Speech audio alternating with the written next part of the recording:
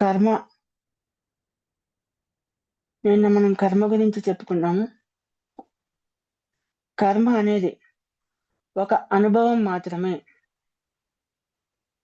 అనుభవం కోసం ఆత్మ కర్మలను ఎంచుకొని అనుభవిస్తుంది. ఈ అనుభవం ఎందుకోసము అంటే జ్ఞానం కోసం. జ్ఞానం ఎందుకోసము అంటే ఆత్మ యొక్క ఎదుగుదల కోసం.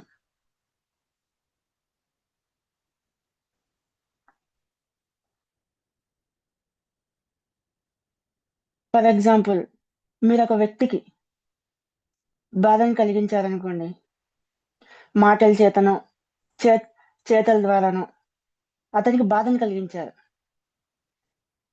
అది మీరు మీ కాన్షియస్ మైండ్ ద్వారా అతనికి బాధను కలిగించారు. అప్పుడు మీ సోల్ ఏమనుకుంటుంది అంటే, సబ్ కాన్షియస్ మైండ్ లో మీ సోల్ కు తెలుస్తుంది అవతలి వ్యక్తి మీ మాటల ద్వారా, మీ చేతల ద్వారా బాధపడ్డాడని. మీ సోల్ అప్పుడు సబ్ కాన్షియస్ మైండ్ లో ఇలా అనుకుంటుంది, ఆ వ్యక్తి ఎందుకు బాధపడుతున్నాడు, నా జీవితంలో కూడా ఆ అనుభవం ఎదురవ్వాలి, అతను ఎందుకు బాధపడుతున్నారని నేను తెలుసుకోవాలి, అది అనుభవంతో అని ఆత్మ అలాగా డిజైన్ చేసుకుంటుంది. అప్పుడు ఏమవుతుందంటే అదే సంఘటన మన లైఫ్ లో కూడా రిపీట్ అవుతుంది.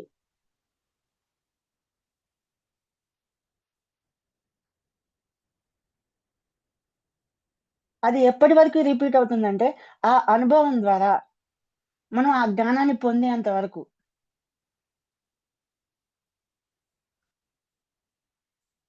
నేను ఒకప్పుడు ఒక వ్యక్తికి ఈ విధంగా బాధ కలిగించాను, నా చేతల ద్వారా, మాటల ద్వారా. అప్పుడు నాకు అది అర్థం కాలేదు అతను బాధపడ్డాడని. నేనేదో సరదా కోసం అతన్ని ఆట పట్టించాను, కానీ అతను లోపల బాధపడ్డాడు. అది ఇప్పుడు నాకు అనుభవం అయింది. నాకు ఇప్పుడు ఆ జ్ఞానం వచ్చింది. ఓహో, ఇలా అంటే ఎవరైనా బాధపడతారు అన్న జ్ఞానం నాకు వచ్చింది, కాబట్టి ఆ కర్మ అనేది క్లియర్ అవుతుంది. ఇదే జ్ఞానాగ్ని దగ్ధ కర్మాణం అంటే. జ్ఞానం ద్వారా కర్మ దగ్ధమవడం అంటే ఇదే.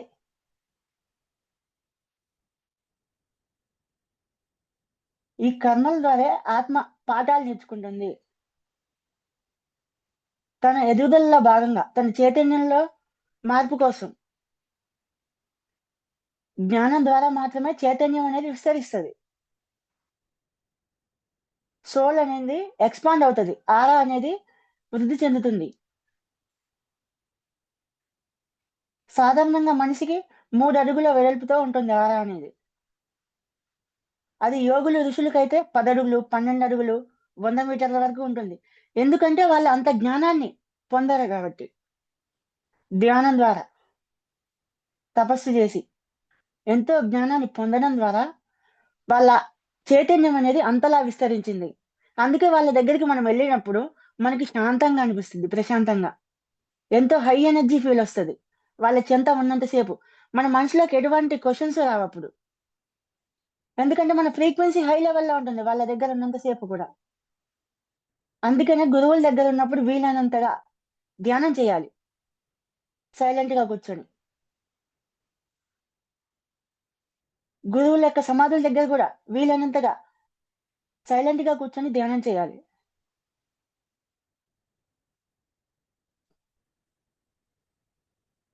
అప్పుడు మన ఎదుగుదలకు అది ఎంతో తోడ్పడుతుంది.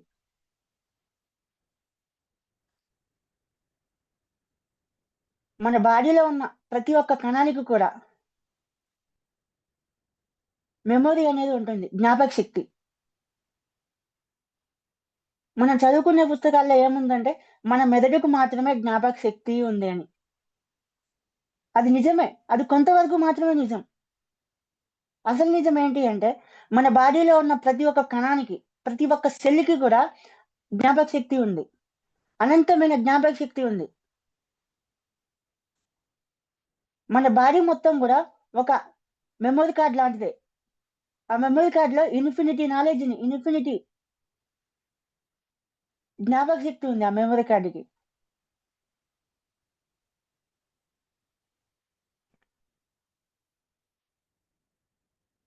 మన పుస్తకాల్లో అది లేదు. మన సైంటిస్ట్‌లకి ఆ విషయం తెలీదు. ఓన్లీ మెదడుకు మాత్రమే జ్ఞాపక శక్తి ఉంది అనుకుంటారు. ఈ జ్ఞాపకాలు ఎలా ఉంటాయంటే, మన చిన్నప్పటి నుంచి జరిగే ప్రతి ఒక్క విషయం గూడా ప్రతి సెల్‌లో స్టోర్ అవుతూ ఉంటుంది. మనకు ఊహ తెలియనప్పుడు వయసులో జరిగిన విషయాలు కూడా మన శరీరం యొక్క కణాల్లో నిక్షిప్తమై ఉంటుంది ఆ డేటా మొత్తం డీఎన్ఏలో. మన అమ్మ కడుపులో ఉన్నప్పుడు జరిగిన సంఘటనలు గూడా గుర్తుంటాయి మన బాడీకి.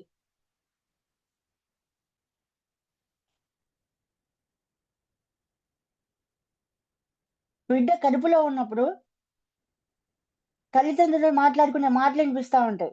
ఆ ప్రతి ఒక్కటి గూడా ఆ కణాల్లో స్టోర్ అవుతూ ఉంటాయి. మనం మాట్లాడే మాటలు, చుట్టుపక్కల వాళ్ళు మాట్లాడే మాటలు. ఆ బిడ్డ గురించి ఏమైనా నెగెటివ్‌గా మాట్లాడి ఉంటే, ఆ బిడ్డకి కూడా అది తెలుస్తది. ఆ శరీరానికి తెలుస్తది. ఆ శరీరంలో మొత్తం గూడా స్టోర్ అయి ఉంటాయి. అందుకే కడుపుతో ఉన్న స్త్రీలు ప్రశాంతమైన వాతావరణాన్ని కలిగించాలి. భగవద్గీత లాంటి పుస్తకాలు చదవాలని చెప్పేది అందుకే. పాజిటివ్ ఎన్విరాన్మెంట్ క్రియేట్ చేసి ఉంచాలి. ఎందుకంటే లోపల ఉన్న బిడ్డకి తనకి తెలియకుండానే తన శరీరంలో మొత్తం అవి ప్రోగ్రామ్ అయిపోతూ ఉంటాయి. మహాభారతంలో ఒక స్టోరీ ఉంటది. అర్జునుడి భార్య అభిమన్యుడు తన కడుపులో ఉన్నప్పుడు అర్జునుడు ఇది పద్మవ్యూహం గురించి చెప్పేటప్పుడు తన భార్య కూడా వింటా ఉంటది.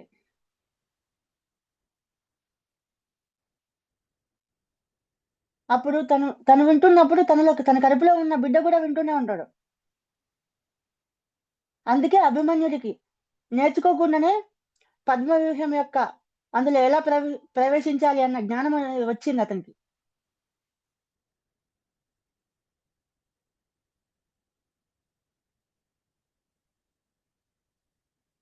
చిన్నప్పటి నుంచి జరిగిన ప్రతి ఒక్క సంఘటన గూడా మన బాడీలో ఉన్న ప్రతి ఒక్క కణంలో స్టోర్ అయి ఉంటది.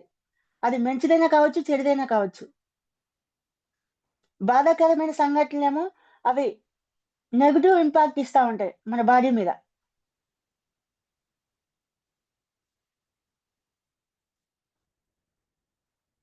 మనం ఎప్పుడైతే బాధకు లోనవుతామో, మన బాడీలో కార్టిసాల్ అండ్ ఆండ్రిలిన్ అనే కెమికల్స్ అనేవి రిలీజ్ అవుతాయి.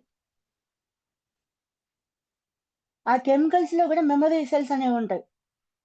మనం ఏ సంఘటన వల్ల బాధపడ్డామో, ఆ సంఘటన మొత్తం కూడా ఆ కెమికల్స్‌లో స్టోర్ అయ్యి, ఆ కెమికల్స్ అనేవి మన నాడీ మండలంలో ప్రవేశిస్తాయి. ప్రవేశించి అక్కడక్కడ అవి బ్లాకేజ్‌గా ఏర్పడిపోయి, ఒక మట్టి ముద్దలాగా తయారైపోతాయి. ఒక స్టోన్ ఫార్మ్‌లోకి. అవి శక్తి ప్రవాహానికి అడ్డంకులుగా మారిపోతాయి. ఒక బ్లాకేజ్‌గా ఏర్పడి. అవన్నీ బాధకు సంబంధించిన జ్ఞాపకాలు. వాటినే కర్మలు అంటారు.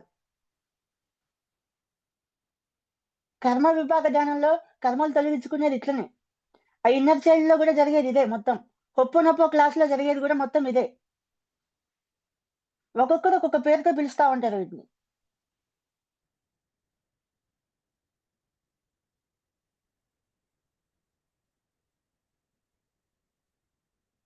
ఈ కర్మ సిద్ధాంతం ఎలా ఉంటదంటే, ఒకానొక టైంలో నేను ఆధ్యాత్మికంగా ఎంతో స్థితికి ఎదుగుతున్న సమయంలో సడెన్‌గా నా ఎదుగుదలనేది ఆగిపోయింది. ధ్యానంలో ఏమీ వస్తలేదు. ఎంత ఎనర్జీ తీసుకుందామన్నా గాని ఎదుగుదల లోపలి చైతన్యంలో ఏం మార్పు వస్తలేదు. నాకెందుకో అర్థం కాలేదు. ఏంటి తెలుసుకోవాలి నేనేమన్నా తెలిసి తెలియక ఏమైనా తప్పు చేశానా అని. ఏమి కర్మలు లేవే చాలా వరకు క్లియర్ చేసుకున్నాను మొత్తం. తెలిసి తెలియనివన్నీ కూడా. ఇంకేమున్నాయి అని డీప్‌గా ధ్యానంలో కూర్చున్నాను.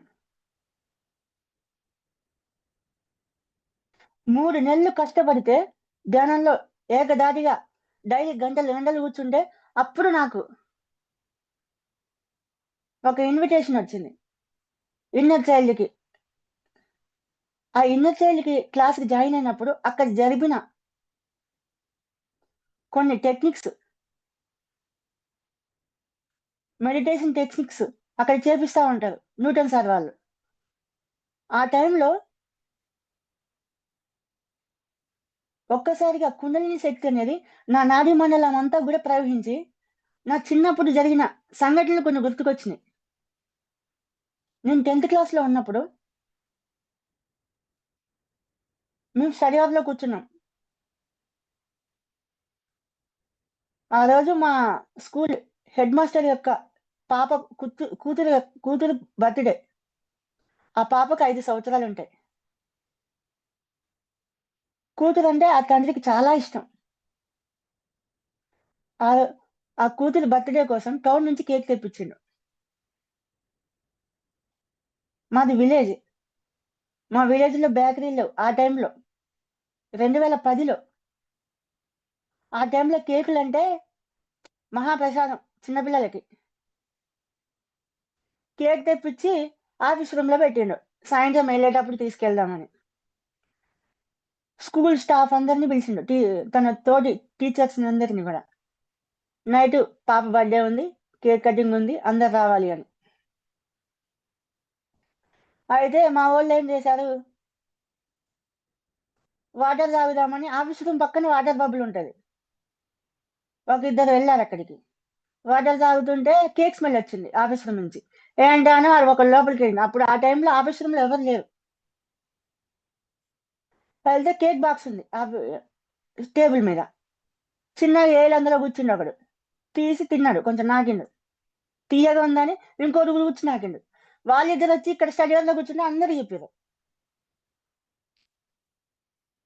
అందరూ పొలవమంటే అక్కడికెళ్ళిర్రు. నన్ను కూడా రమ్మంటే నేను రానన్నా.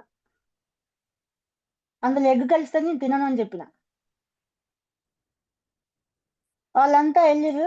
ఒకడి తర్వాత ఒకడు అందులో ఏలు గుచ్చడం, తీయడం, నాకడం. ఇంకొకటి చిరాకెత్తి మొత్తం అందులో చేయి పెట్టేసి మొత్తం తీసేసి ఇంత బొక్క పెట్టి తినేసిండు. అందరూ గుంజుకొని తినొచ్చేసారు.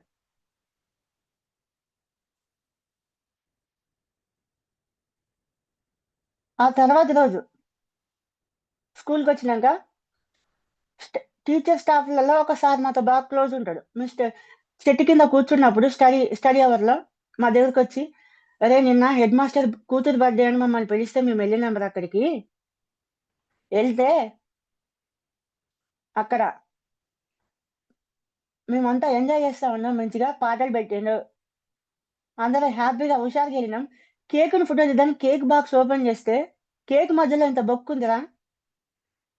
ఆ బొ ఆ హోల్‌ని చూడంగానే మన ప్రిన్సిపల్, మన హెచ్ఎం సార్ యొక్క కళ్ళు గుడ్లు బయటకొచ్చినాయిరా గుబేళ్ళని బయటికి. అందరికి నవ్వు లోపల బాగా వచ్చింది. కానీ బయటికి నవ్వితే ఫీల్ అవుతాడని నవ్వలేదు. అని చెప్తుంటే మా వాళ్ళందరూ నవ్విర్రు. నాకు గూడా నవ్వొచ్చింది ఆ టైంలో. ఆ తర్వాత కాసేపున్నాక క్లాస్‌లోకి మా హెచ్ఎం సార్ వచ్చిండు. అందరిని కోపంగా చూసిండు. ఆ వయసులో నాకర్థం కానిది, ఆ టైంలో నాకింకో కోణంలో కనిపించిందది.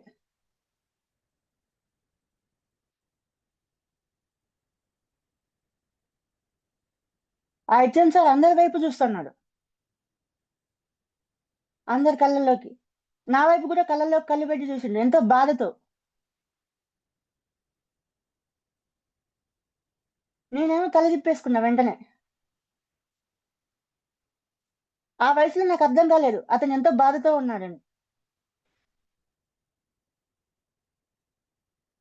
ఆ టైంలో నేను ఆ జ్ఞాపకాన్ని చూస్తుంటే నాకందులో ఇంకో కోణం కనపడింది.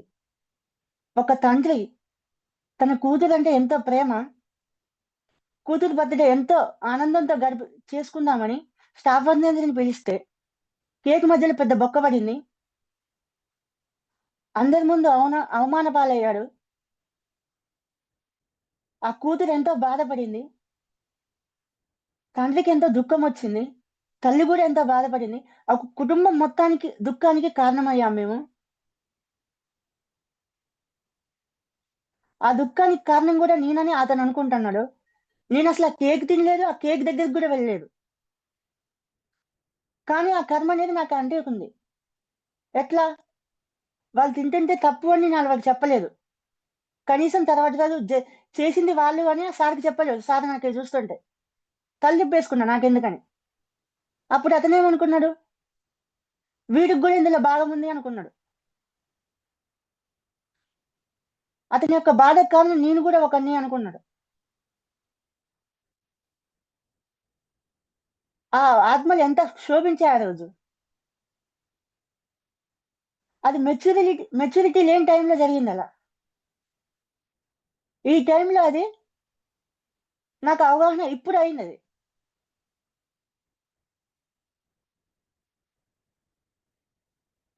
ఆ తర్వాత నేను ధ్యానంలో కూర్చొని వాళ్ళందరికీ క్షమాపణ కోరుతూ ధ్యానం చేసిన. నేను మిమ్మల్ని మనస్ఫూర్తిగా క్షమాపణ కోరుతున్నాను. నా అజ్ఞానంలో తప్పు జరిగిందక్కడ. ఆ తప్పుకు నేను గూడా బాధ్యుడినే. నన్ను దయచేసి క్షమించండి అని ధ్యానంలో కూర్చొని క్షమాపణ అడిగాను వాళ్ళని ఇన్వైట్ చేసుకొని. ఆ సోల్స్‌ని ఇన్వైట్ చేసుకొని. ఆ తర్వాత ఆ బ్లాకేజ్ అని క్లియర్ అయ్యి నా సోల్ గ్రోతింగ్ అని మొదలైంది.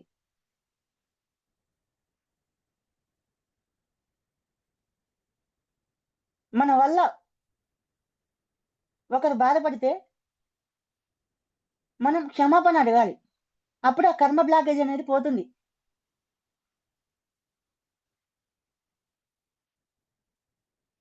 అవి మనకసలు గుర్తుండకపోవచ్చు. తెలిసి తెలియని వయసులో చేసుండొచ్చు. ఊహలేని టైంలో గూడా చేసుండొచ్చు. కానీ ఆ టైంలో జరిగిన సంఘటనలకు మనం ఎంతో దుఃఖిస్తాం. అవన్నీ బ్లాకేజ్‌లుగా ఏర్పడతాయి. ఒకరు మన వల్ల బాధపడితే మనం క్షమాపణ అడుగుతాం క్లియర్ అయిద్ది. అదే మన వల్ల ఒకరి వల్ల మనం బాధపడితే ఆ బ్లాకేజ్‌ని ఎట్లా క్లియర్ జేసుకోవాలి? నా చిన్నప్పుడు నాకు నత్తి బాగా వచ్చేది. స్పష్టంగా మాట్లాడలేకపోయేవాడిని.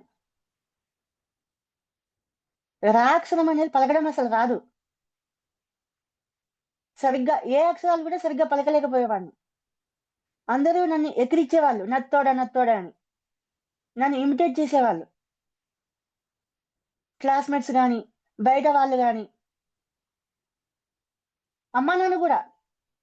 వాళ్ళకది సరదాగా ఉండేది. కానీ లోపల నేనెంత దుఃఖించానో నాకు తెలుసు.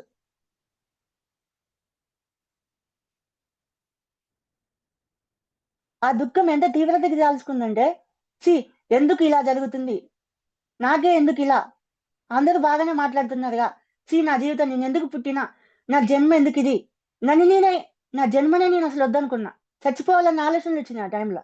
అంత దుఃఖానికి గురయ్యాను. అది చాలా చిన్న వయసు. సెకండ్ క్లాస్, థర్డ్ క్లాస్‌లో ఉన్నా అప్పుడు నేను.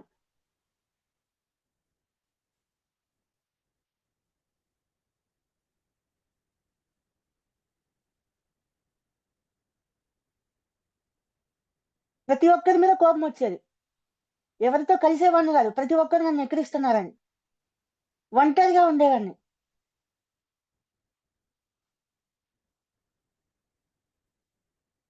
బయట వాళ్ళు బాధపెట్టారు సరే. నా తల్లిదండ్రులు గూడా నన్ను బాధపెట్టారు.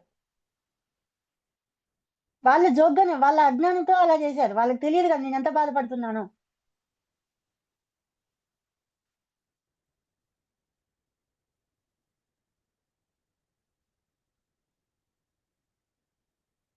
అది మనకు సరదాగుండొచ్చు. అవతల వాళ్ళు ఎంత బాధపడుతున్నారో మనకు తెలియదు గదా! అలాగే వాళ్ళకి గూడా తెలీదు. వాళ్ళ మీద కూడా చాలా కోపమొచ్చేది. ఆ కోపానికి, బాధకి సంబంధించిన జ్ఞాపకాలన్నీ కూడా నాకు బ్లాకేజెస్‌గా స్టోర్ అయిపోయి ఉన్నాయి.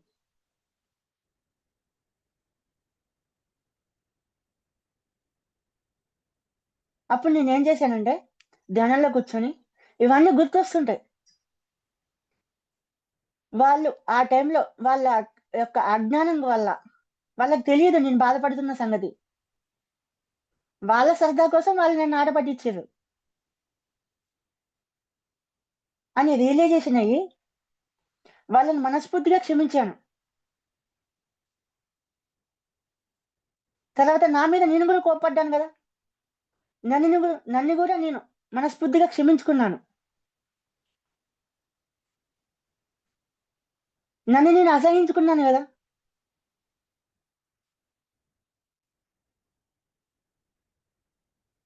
అప్పుడు సెల్ఫ్ లవ్ అనేది కోల్పోయానప్పుడు. ఇప్పుడు నన్ను నేను ప్రేమించుకోవడం మొదలుపెట్టాను. I love me, I love my self అని చెప్పుకుంటూ ఆ బ్లాకేజెస్ మొత్తం క్లియర్ చేసుకున్నాను. ప్రతి ఒక్కరిని కూడా మనస్ఫూర్తిగా క్షమించాను. వాళ్ళ అజ్ఞానంతో ఆ తప్పు చేశారు. జ్ఞానం ఉంటే అలా చేయరు కదా! అని రియలైజేషన్ అయ్యాను.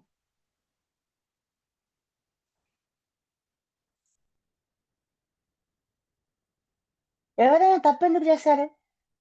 జ్ఞానం లేకపోవడం వల్లనే. ఆ జ్ఞానం వస్తే తప్పు చేయరు కదా! ఎవరైనా మిస్టేక్ చేస్తే బుద్ధి లేక చేశారా అంటారు. అదే బుద్ధున్నోడైతే మిస్టేక్ చేయడు కదా! అందుకే ప్రతి ఒక్కరు కూడా గౌతమ బుద్ధుల్లాగా అవ్వాలి. ధ్యానం చేయాలి.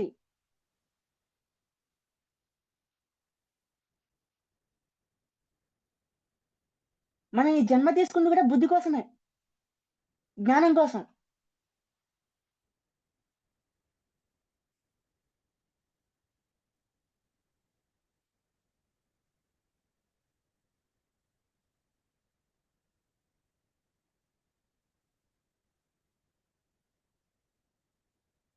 ఇంకా చిన్నప్పుడు ఏం జరిగిందంటే,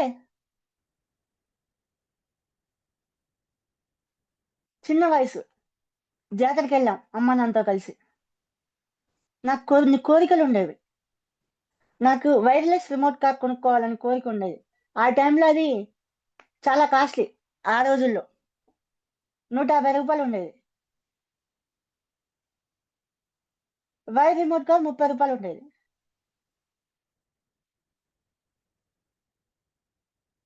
ఆ వైర్‌లెస్ రిమోట్ కార్ కొనియమని అడిగితే, మా డాడీ కొనియకుండా ఇది కొనిచ్చిండు. అది కొనిస్తా అని అబద్ధం చెప్పి. నాకు చాలా బాధేసింది. చాలా కోపమేసింది. అది కూడా ఒక బ్లాకేజ్‌గా ఏర్పడింది. దాన్ని ఈ టైంలో ధ్యానంలో చూసుకుంటే నాకర్థమైంది. అతని స్తోమత అంతే కాబట్టి నాకు ఆ టైంలో అది కొనిచ్చిండు. స్తోమత ఉంటే కొనిస్తాడు గదా! అని రియలైజేషన్ అయిన తర్వాత ఆ బ్లాకేజ్ అనేది క్లియర్ అయిపోయింది. జ్ఞానం వచ్చిన తర్వాత. జ్ఞానం లేకపోవడం వల్లనే మనకు దుఃఖం కలుగుతుంది. జ్ఞానం లేకపోవడం వల్లనే కోపమొస్తది. ఆ జ్ఞానం వచ్చినంక ఆ దుఃఖము, ఆ కోపం అట్లాంటి బాధలేమి ఉండవు. బుద్ధుడు గూడా అంతే గదా! మనిషి ఎందుకు చచ్చిపోతున్నాడు? మనిషి ఎందుకు బాధపడుతున్నాడు? మనిషి ఎందుకు ఇన్ని కష్టాలు అనుభవిస్తున్నాడు? దీనికి సొల్యూషన్ ఏంటి? అసలు హ్యాపీగా జీవించలేరా? అనే ఆ ఒక్క క్వెషన్ తోటి రాజ్యాన్ని వదిలేసి ఎళ్ళిపోయిండు. వెళ్ళిపోయి ధ్యానం చేస్తే అతనికి తెలిసింది. జ్ఞానోదయం అయింది. జ్ఞానమొచ్చింది. అన్నిటికి కారణం జ్ఞానం లేకపోవడమే. జ్ఞానం లేకపోవడం వల్లనే ఇంతగనం బాధపడుతున్నాడు, దుఃఖిస్తున్నాడు, ఈ కష్టాల్లో కూరుకుపోయి ఉంటున్నాడు. ఆ జ్ఞానం రావాలంటే ధ్యానం చేయాల్సిందే. అందుకే శ్వాస మీద ధ్యాస ఆనాపానసతి ధ్యానాన్ని ఇచ్చిండు అందరికి. ప్రతి ఒక్కరం గూడా గౌతమ బుద్ధుల్లాగా బుద్ధత్వం పొందాలి.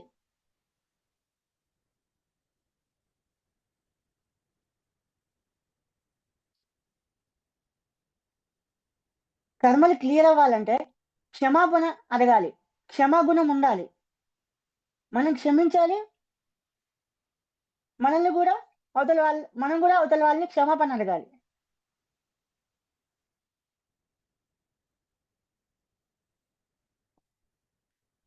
మన మీద ఒక భావన బలంగా రుద్దబడింది. మన తలరాతను దేవుడు రాస్తాడు. దేవుడు ఇట్లా నీ తలరాతను రాసిండు గాబట్టే నువ్విన్ని కష్టాలను అనుభవిస్తున్నావు. నీ కర్మలకి శిక్షగా నీకు తలరాతని ఇట్లా రాసిండు అని ఒక తెలివైన భావాన్ని పుట్టించడం జరిగింది చీకటి శక్తుల వాళ్ళు. ఏం దేవుడికేం పని పాట లేదా? మన తలరాతలు రాసుకుంటూ కూర్చుని ఉంటాడాయన. ఇంత మహా పెద్ద బ్రహ్మాండం ఉంది. ఎన్నో విశ్వాలున్నాయి. ఎన్నో గ్రహాలున్నాయి. ఎన్నో గ్రహాల మీద ఎంతో మంది జీవరాశులున్నారు. వాళ్ళందరూ తలరాతలు రాసుకుంటూ కూర్చునే ఉంటాడు. ఆయన పని అదేనా? ఇంకేం పని లేదా?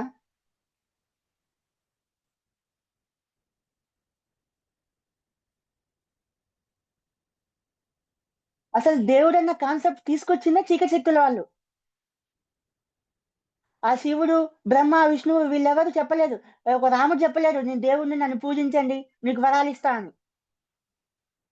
నన్ను పూజిస్తే నీకు వరాలిస్తా, నేను దేవుడిని అని వాళ్ళేం చెప్పుకోలేదు. ఈ చీకటి శక్తుల వాళ్ళు క్రియేట్ చేయడం జరిగింది అట్లా.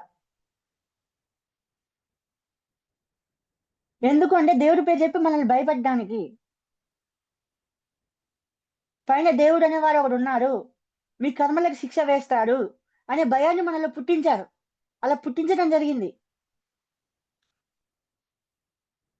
మనం కూడా నిజమే అని నమ్మేసి ఆ మాయలో కూరుకుపోయినాం.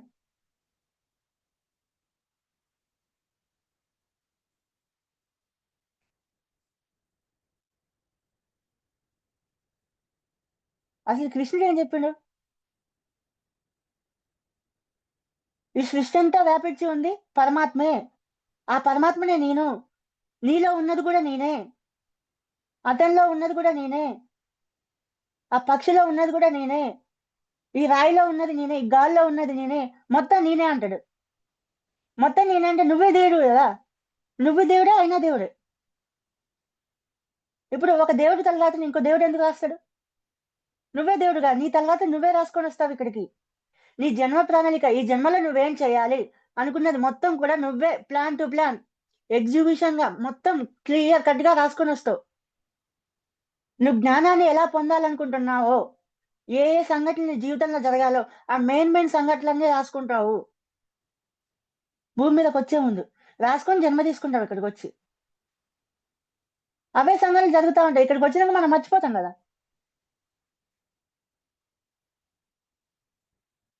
ఎందుకు మర్చిపోతాం అంటే చీకటి శక్తి వాళ్ళు ఇక్కడ సృష్టించిన మాయ పొర లాంటిది. ఆ మాయ పొర మనల్ని అన్ని కూడా మర్చిపోయేలా చేసింది.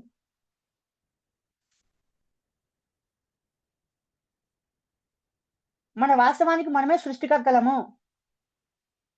వి క్రియేట్ అవర్ ఓన్ రియాలిటీ.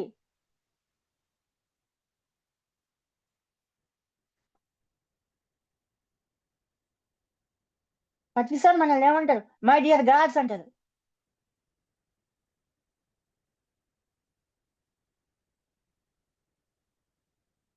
అంటే నువ్వే దేవుడు అని నేను చెప్పేసింది అప్పుడు.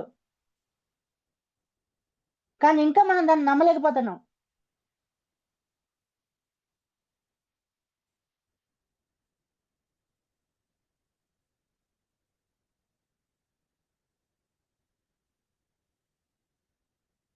ఈ చీకటి శక్తుల వాళ్ళు ఎన్నో లక్షల ఏళ్లుగా మన మీద ఈ కర్మ సిద్ధాంతాన్ని రుద్దడం జరిగింది.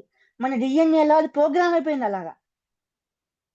ఈ రోజు నేను కర్మ సిద్ధాంతం లేదు, అది తప్పు, చీకటి శక్తుల వాళ్ళు వచ్చి చెప్పారు, మన జీవితానికి మనమే సృష్టికర్తలము, మన వాస్తవానికి మనమే సృష్టికర్తలము అని చెప్తే ఒక్కసారికే మీరు నమ్మాలంటే నమ్మలేదు అది.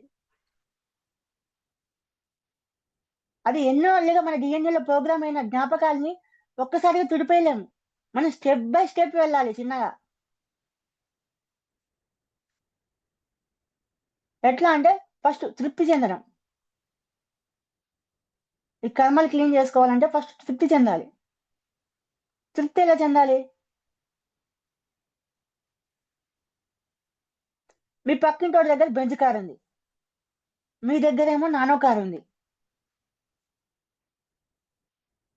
మీకేమో వాడి కారుని చూసి ఆ కారు నాకుంటే బాగుండు అనుకుంటాం. మన దగ్గర ఉన్న నానో కార్తో మనం తృప్తి చెందాం. వాడికి స్తోమత ఉంది, బెంజ్ కారు కొనుక్కున్నాడు. నీ స్తోమత నానో కారు ఉంది, అది కొనుక్కున్నావు. నువ్వు దాంతో తృప్తి చెందవు. నువ్వు ఎప్పుడైతే నీ దగ్గర ఉన్న దాన్ని కాదనుకొని అవతలకు వారికి ఉన్నది కావాలి అని కోరుకుంటావో, ఆ అసంతృప్తి అనేది కర్మ రూపంలో మన ఆత్మని అంటుపెట్టుకొని ఉంటుంది. ఇప్పుడు ఉన్నదాన్ని నువ్వు ఎట్లా ఎంజాయ్ చేయలేకపోతున్నావు? లేని కావాలనుకుంటున్నావు. ఉన్నదాన్ని యాక్సెప్ట్ చేయకపోతే లేని ఎట్లా వస్తుంది నీ దగ్గరికి? ఉన్నదాంతో తృప్తి చెందాలి ఫస్ట్.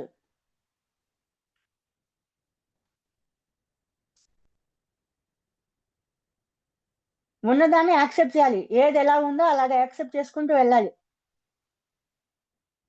యాక్సెప్ట్ చేయలేకపోతే అది కర్మగా మారిపోతుంది.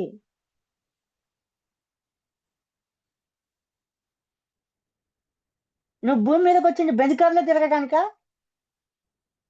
ఎన్‌లైట్‌మెంట్ పొందడానికా? జ్ఞానాన్ని పొందడానికా?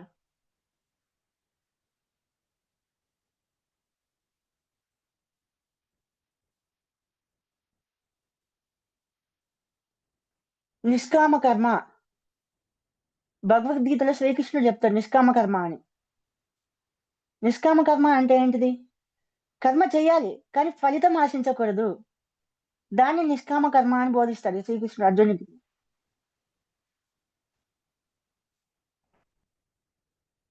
మనం ఎప్పుడైతే ఒక ఫలితం కోసం, గొప్పల కోసం, ప్రశంసల కోసం పని చేస్తా ఉంటామో అది కర్మగా మారుతుంది.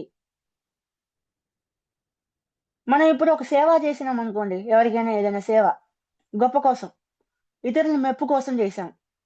మనం సేవ చేసిన తర్వాత మనం మనం అనుకున్నటువంటి, మనం అంచనా వేసినటువంటి ప్రశంసలు మనకి రాకపోతే, అవతల వాళ్ళు మనల్ని పొగడకపోతే, మీరు ఇంత గొప్ప పని చేశారని మిమ్మల్ని పొగడకపోతే, అప్పుడు మీరు ఎట్లా ఫీల్ అవుతారు? బాధ కలుగుతుంది కదా, కోపం వస్తుంది కదా, దుఃఖం వస్తుంది కదా. అవన్నీ, ఆ జ్ఞాపకాలన్నీ బ్లాకేజీలుగా మన బాడీలో స్టోర్ అయిపోతాయి. అదే కర్మ.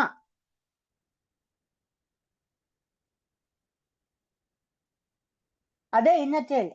అదే హొప్పనొప్ప క్లాస్.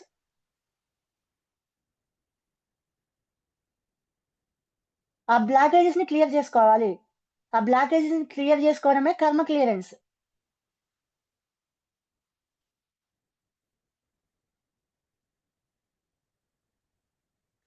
నిర్గుణము. ఏ గుణం లేకుండా ఉండాలి. శూన్యంగా ఉండటం, పూర్ణంగా ఉండటం. శూన్యంగా ఉండటమే పూర్ణంగా ఉండటం. శూన్యం నుంచే కదా ఈ సృష్టి అంతా కూడా వచ్చింది. ఎప్పుడూ కూడా నిర్గుణ స్థితిలో ఉండాలి. కర్మ చేసేటప్పుడు నిర్గుణ స్థితిలో చేయాలి.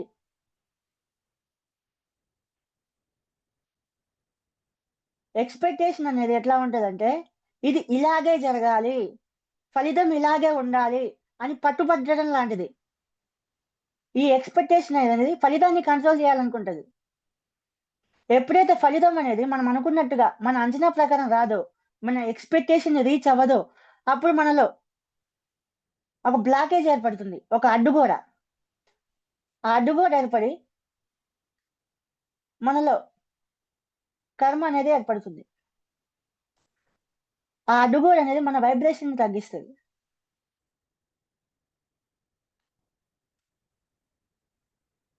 వైబ్రేషన్ ఎలా తగ్గిస్తదంటే, ఇప్పుడు మన ఎక్స్‌పెక్టేషన్ అందనప్పుడు, అంచనాలు మనం అనుకున్నట్టుగా ఫలితం రానప్పుడు, మనం బాధకు లోనవుతాం. దుఃఖానికి లోనవుతాం. కోపానికి గురవుతాం. ఇవన్నీ గూడా లో ఎనర్జీ ఫ్రీక్వెన్సీస్. నెగెటివ్ ఎనర్జీని రిలీజ్ చేస్తాయి. అవి మన ఆత్మశక్తిని హరించి వేస్తాయి. ఈ నెగెటివ్ ఎనర్జీసే చీకటి శక్తుల వాళ్ళకి ఆహారం. మన ఆత్మశక్తిని మొత్తం హరించి వేస్తాయి. మనం ఎప్పటికీ ఇక 3D ప్రపంచంలోనే మునిగిపోతా ఉంటాం. దేని మీద కూడా ఎప్పుడు కూడా ఎక్స్‌పెక్టేషన్ చేయకూడదు.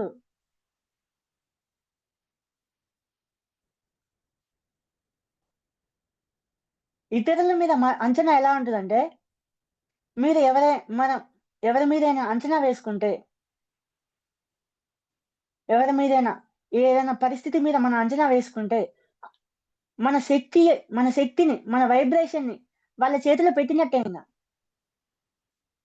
ఎట్లా అంటే, మనం వాళ్ళ మీద యేసుకున్న అంచనాలు అది సఫలం కానప్పుడు,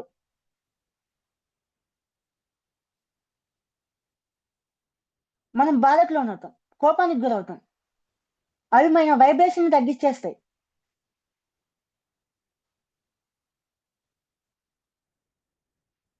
మన ఆత్మశక్తి మొత్తం హరించుకుపోతుంది. మన శక్తిని ఏకాడికి పెంచుకోవడానికి చూడాలి. చిన్న చిన్న ఎక్స్‌పెక్టేషన్ వల్ల మన శక్తిని పోగొట్టుకోకూడదు. ఇంతగనం ధ్యానం చేస్తున్నాం. గంటలు గంటలు కూర్చుంటాం. నడుము నొప్పొస్తా ఉంటది.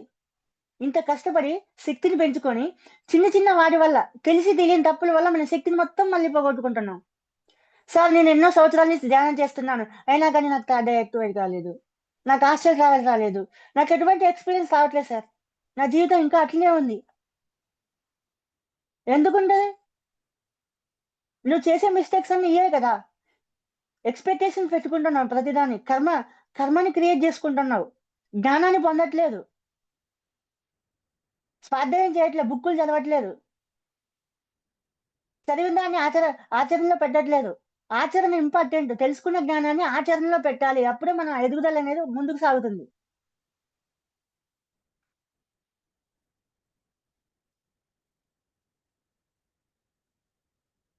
ఆచరణ మెయిన్ ఇంపార్టెంట్. ప్రతిసారి బల్లె గుద్ది చెప్పిండు, ధ్యానం ఒకటే కాదు, ధ్యానాన్ని తెలుసుకున్న జ్ఞానాన్ని ఆచరణలో పెట్టినప్పుడే మీరు ఎదుగుతారు అని చెప్పడం జరిగింది.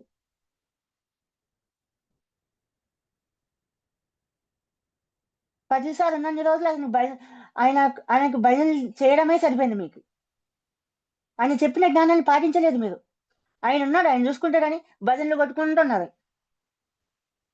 సార్ మీతో ఆయన ఏం పట్టించుకోలేదు, ఆయన చెప్పేది చెప్పుకుంటూ వెళ్ళిపోయాడు, ఆయన వర్క్ కంప్లీట్ చేసుకొని సైలెంట్గా వెళ్ళిపోయాడు. ఆయన వెళ్ళిన తర్వాత అందరికి రిలీజేషన్ వచ్చింది చాలా మందికి. ఆయన చెప్పిన జ్ఞానాన్ని అప్పుడు ఆ తర్వాత ఆచరణలో పెట్టడం జరిగింది.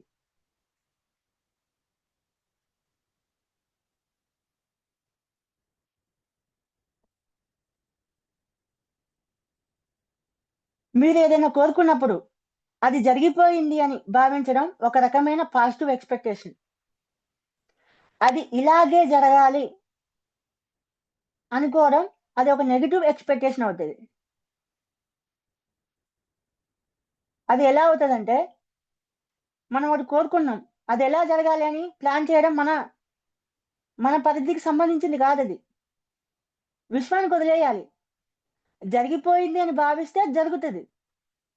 అది ఇలాగే జరగాలని నువ్వు రూట్ మ్యాప్ గీసుకున్నావు అనుకో, ఆ థాట్ని విశ్వానికి వదిలేస్తావు. విశ్వం ఏం చేస్తుంది? విశ్వం ఆ పాసిబిలిటీలు అన్నీ చూస్తూ ఉంటది. నువ్వు కోరుకున్న పాసిబిలిటీలు అది సాధ్యం కాదు. సాధ్యం కానప్పుడు అది జరగదు. విశ్వానికి వదిలేయాలి. అది ఏ పాజిటివ్, అన్ని 360 డిగ్రీస్ కోణంలో చూసి ఏ పాసిబిలిటీ అయితే నీకు జరుగుతుందో అది నీకు నీ దగ్గరికి పంపిస్తుంది. ఆ పాసిబిలిటీ ప్రకారం, ఆ మ్యాప్ ప్రకారం. నీకన్నా థర్డ్ ఐ ఉందా? సహస్రార చక్రం యాక్టివేట్ అయి ఉందా 10 సార్లు లెక్క?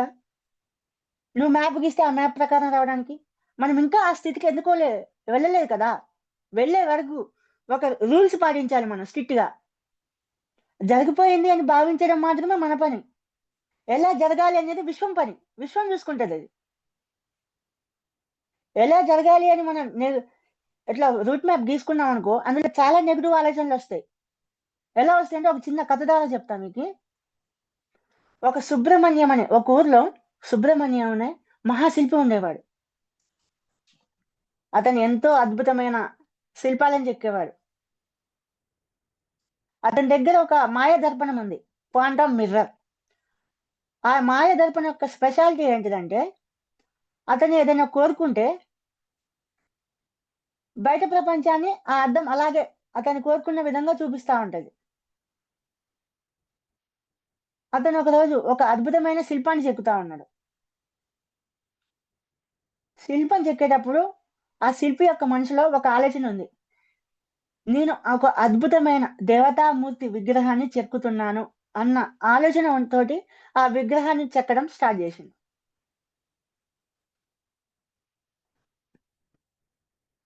ఆ ఆలోచన అనేది ఏం చేసింది అంటే, అతను ఆ రాయి మీద పడే ప్రతి దెబ్బలోనూ ఆ ఆలోచన యొక్క శక్తి అనేది ఆ ప్రతి దెబ్బలోనూ చూపించడం జరిగింది. దానివల్ల విగ్రహం అనేది చాలా అద్భుతంగా రావడం మొదలైంది. దాదాపు సగం విగ్రహం పూర్తయిన తర్వాత ఆ విగ్రహం యొక్క అందాన్ని చూసి అతని ఆలోచన ఎలా వచ్చింది, ఈ విగ్రహాన్ని రాజుగారు చూడాలి, రాజుగారు చూసి నాకు 1000 బంగారు నాణాలు ఇవ్వాలి అనే ఆలోచన వచ్చింది. ఆ ఆలోచనతోటి విగ్రహాన్ని ఇంకా మిగతా సగభాగాన్ని చెక్కడం మొదలుపెట్టాను. ఇప్పుడు అతనికి విగ్రహంలో దేవతామూర్తిని చూడాలన్న ఆలోచన లేదు. చేసే పని మీద దృష్టి పక్కన పెట్టేసి ఎక్స్పెక్టేషన్ చేస్తా ఉన్నాడు. 1000 బంగారు నాణాల మీద. అలా చెక్కుతూ, చెక్కుతూ ఉంటే అతనిలో ఇంకొక ఆలోచన మొదలైంది. ఎక్స్‌పెక్టేషన్ చేసిండుగా. ఒకవేళ రాజుగారు రాకపోతేను, ఈ విగ్రహం చూడకపోతేను, అతను నాకు 1000 బంగారు నాణాలు ఇవ్వకపోతేను చూసినా గాని, అనే నెగెటివ్ ఆలోచనొచ్చింది వెంటనే.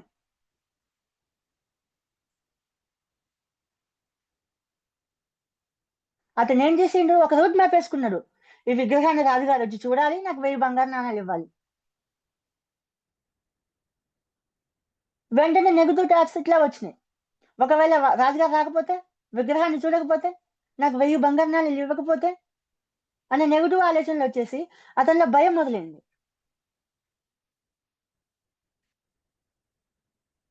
భయంతో పాటు ఆందోళన, టెన్షనొచ్చేసింది. టెన్షన్‌తో వణకడం స్టార్ట్ అయింది. వణుకుతూ, వణుకుతూ చెక్కుతున్నాడు గదా! వణుకే టైంలో ముక్కుని చెక్కేటప్పుడు ముక్కు ఇరిగిపోయింది. ఇంగ వెంటనే బాధపడుతూ ఉన్నాడు. అయ్యో! ఇలా జరిగిందేంటని. అదే టైంలో అతని గురువుగారు అక్కడికి రావడం జరిగింది. గురువుగారు, "ఏంటిది ఇలా జరిగింది? ఇదంతా నా కర్మ ఫలితమేనా? నేనేం తప్పు చేశాను?" అడిగిండు. గురువుగారు అప్పుడు నవ్వి ఇలా చెప్పిండు. "నువ్వు ఫలితం మీద స్వార్థ బుద్ధితో ఆ విగ్రహాన్ని చెక్కాలనుకున్నావు. ఆ స్వార్థ బుద్ధి నీ మెదడు మీద ఒత్తిడిని తీసుకొచ్చింది. నీ శరీరం మీద. ఆ ఒత్తిడనేది నీకు కర్మగా మారి నీ విగ్రహాన్ని విరగ్గొట్టేలా చేసింది. నువ్వెప్పుడైతే ఫలితాన్ని ఆశించి పని చేస్తావో అది కర్మగా మారుతుంది" అని చెప్పడం జరిగింది. ఈసారి నువ్వు ఈ కర్మ అనేది, ఈ అనుభవం అనేది నీ ఆత్మకు ఒక పాఠం లాంటిది. ఈ అనుభవాన్ని నువ్వు ప్రకృతి నీకు ఇచ్చిన ఒక అనుభవ పాఠంగా స్వీకరించి, దీని నుంచి నువ్వు నేర్చుకో. ఇలా జరగడం వల్ల నీకిలా జరిగింది. ఇలా స్వార్థ బుద్ధితో చేయడం వల్ల, ఎక్స్‌పెక్టేషన్ చేస్తూ చేయడం వల్ల ఇలా జరిగింది అనే జ్ఞానాన్ని నువ్వు అర్థం చేసుకొని, ఇప్పుడు ఫలితం మీద ఆశ లేకుండా మళ్ళీ కొత్తగా మొదలుపెట్టు. అప్పుడది కర్మగా తయారవ్వదు. అది జస్ట్ పని అవుతుంది. గురువుగారు చెప్పిన మాటలతో అతను రియలైజేషన్ అయ్యి, మళ్ళీ విగ్రహాన్ని కొత్తగా చెక్కడం ప్రారంభించాడు.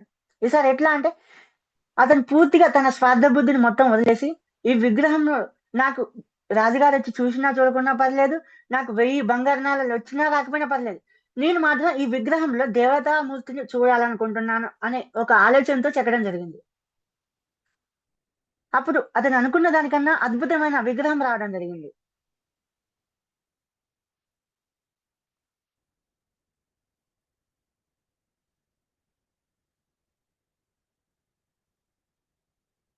ఇంకా మనం ఎప్పుడైతే కర్మను ఒక అనుభవ పాఠంగా తెలుసుకుంటామో, మన జీవితంలో జరిగిన చేదు జ్ఞాపకాల నుండి ఎప్పుడైతే ఇవన్నీ ప్రకృతి మనకి అందించిన ఒక అవకాశంగా, అనుభవ పాఠంగా మనం తీసుకొని దాని నుంచి నేర్చుకుంటామో, అది ఆ తర్వాత దాని నుంచి నేర్చుకొని మళ్ళీ మనం అదే పని చేస్తే అది కర్మ అవ్వదు. అది ఒక ఆత్మ యొక్క ఎదుగుదల అవుతది. ఎవల్యూషన్‌లో భాగంగా ఉంటది.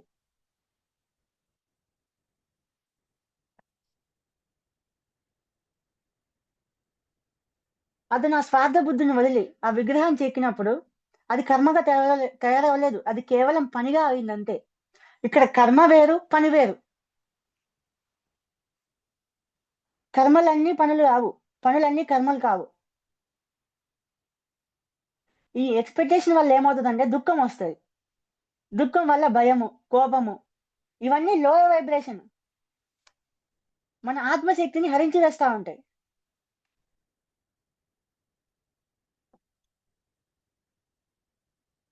కర్మ అంటే ఫలితం కోసం ఆరాటపడుతూ చేసే పని.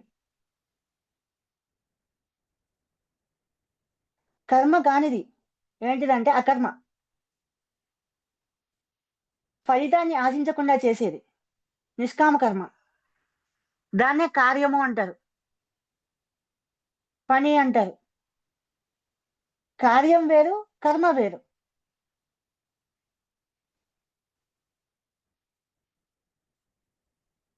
కార్యం అనేది వర్తమానంలో ఉండే చేసే పని. వర్తమానంలో ఉంటూ చేసే పని. ఎక్స్‌పెక్టేషన్స్ లేకుండా. కర్మ అనేది ఎక్స్పెక్టేషన్తో భవిష్యత్తు గురించి ఆలోచిస్తూ చేసే పని.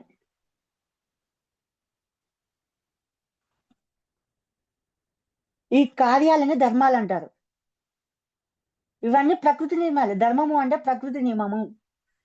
మన మనకి ఆకలేస్తూ ఉంటుంది, అది సహజమైనది, అది ప్రకృతి నియమం, అది ధర్మము, అది కర్మ కాదు. ఆకలేయడం, అలసట, దాహం వేయడం, నీళ్ళు తాగుతాము, అన్నం తింటాము, అవన్నీ కర్మలు కాదు, అవి జస్ట్ పనులు. అవి ప్రకృతి సహజ సిద్ధమైన ధర్మాలు. అవన్నీ కార్యాలు. అందరూ ఏమనుకుంటారంటే ప్రతి ఒక్క పని కర్మే అనుకుంటారు. గాలి పీల్చడం కూడా కర్మే, అన్నం తినడం కూడా కర్మే, ఈ బుక్కుని ఈ పక్కన పెట్టడం కూడా కర్మే. అది కర్మలు కాదు, అవి జస్ట్ పనులు అంతే, అవి కార్యాలు.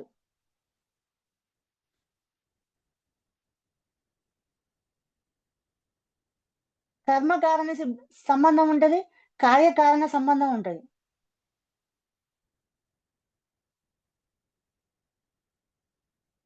కర్మకి కారణం ఏంటి?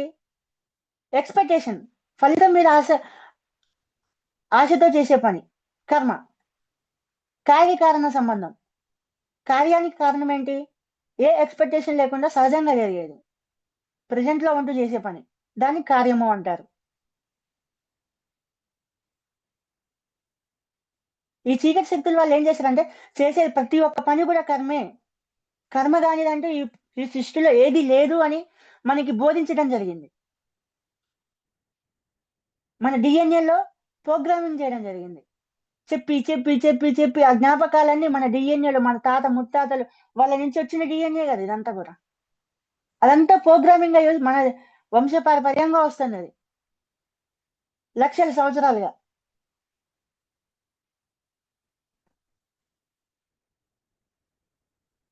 ఫర్ సపోజ్ మనకి ఇప్పుడు దోమ కొట్టింది, సడన్గా మేము ఏం చేస్తాం, వెంటనే ఇట్లా కొట్టేస్తాం. అది అన్కాన్షియస్ గా అలా జరిగిపోతుంది. ఆ దోమని చంపితే కర్మ కాదు. మన ప్రతిసారి చెప్పింది ఇది మాట. అది కర్మ కాదు, ఒక క్రియ అంతే, కార్యము. అది అసంకల్పితంగా జరిగింది, నువ్వు కావాలని చంపలేదు, నీ ఆనందం కోసం చంపలేదు, అది నీ సరదా కోసం చంపలేదు.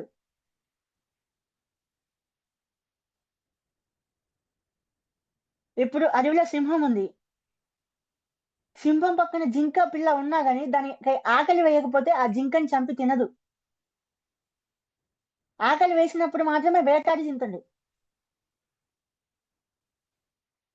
సింహం అక్కడ మనం టీవీలలో వీడియోలలో చూస్తూ ఉంటాం, సింహం అక్కడ పడుకొని అట్లా చూస్తూ ఉంటది, జింక దాని చుట్టూరే తిరుగుతూ ఉంటది, నన్ను పట్టుకో అన్నట్టు. అయినా సింహం ఎందుకు తను తినదు? ఆ జింకకు తెలుసు తనకి ఆకలిస్తేనే వేటాడుతుంది, ఇప్పుడు తనకి ఆకలి వేయదు అన్న నమ్మకం తనకి జింకకు తెలుసు. అందుకే దాని చుట్టూ అలా తిరుగుతా ఉంటది. అందుకే జంతువులకు కర్మలు ఉండవు, అవి ఆకలి వేస్తేనే వేటాడుతాయి, అప్పుడు అవి కర్మ కాదు.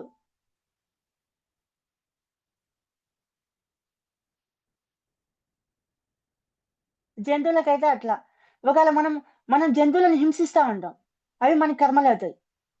అదే జంతువు మనల్ని మన మీద దాడికి వచ్చినప్పుడు, మన ప్రాణాంతక స్థితిలో ఉన్నప్పుడు ఆ జంతువుని మనం చంపితే అది కర్మ అవ్వదు. అది మన ప్రాణరక్షణ కోసం మనం చేసే క్రియ అది, అప్పుడు అట్లా చేయాల్సిందే, తప్పదు. మన ప్రాణాలు కాపాడుకోవాలంటే ఆ జంతువుని చంపాల్సిందే. అప్పుడు ఆ జంతువు మన మీద దాడికి వస్తుంది. హింస హింస అహింస అని ఈ అహింస మతం పట్టుకొని ఇట్లా కూర్చొని ఉంటే ఆ జంతువు మనల్ని తినేసి వెళ్ళిపోద్ది. మరి మనం కావాలని చేస్తే, మన ఆనందం కోసం చేస్తే అది కర్మ అవుతుంది. మనం కావాలని ఆ జంతువుని చంపేస్తే.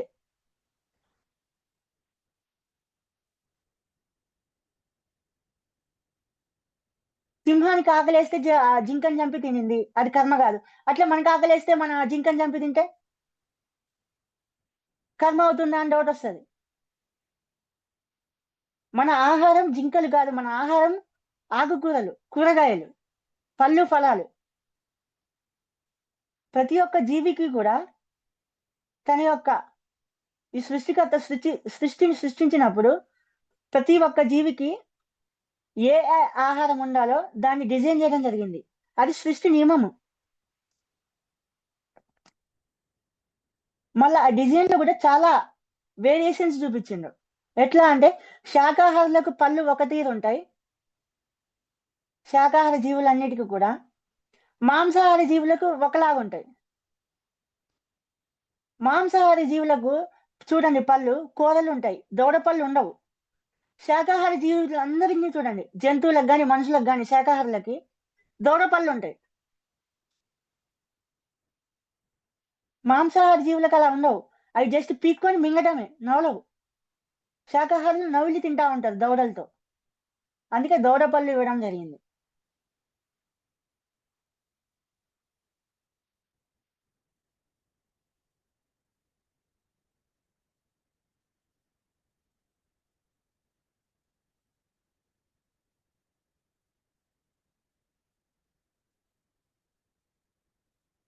ఈ కృష్ణుడు రాముడు ఈ రాక్షసులను సంహారం చేస్తా ఉంటారు కదా, వాళ్ళని సంహరించడానికి వాళ్ళే సాక్షాత్తు విష్ణుమూర్తి అవతారం ఎత్తి ఎందుకు వస్తాడు? ఆయన చేతుల్లోనే చావాలని ఋషులు మునులు వీళ్ళందరూ ఎందుకు గైడెన్స్ చేస్తా ఉంటారు? నీ నీ బాధ్యత, నీ జన్మ ప్రణాళిక అది. రాముడు అడవికి వెళ్ళినప్పుడు ఋషులను అడిగితే ఎక్కడికి వెళ్ళాలంటే అటువైపు వెళ్ళమని చెప్తాడు. అక్కడ రాక్షసులు ఎక్కువ ఉంటాడు, రాముడు వెళ్తే చంపుతాడని. రాముడి చేతుల్లోనే వాళ్ళు ఎందుకు చావాలి?